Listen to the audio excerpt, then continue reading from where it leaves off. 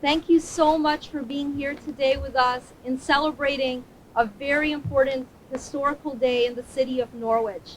We stand here united with our Punjabi brothers and sisters in a worldwide celebration.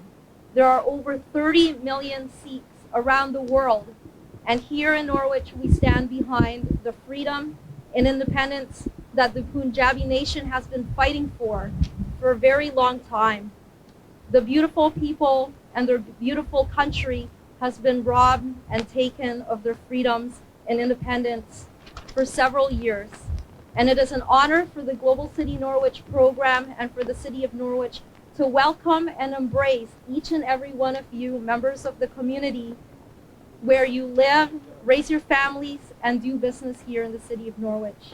So thank you, all of you, for being here, and welcome to the city, and have a wonderful day.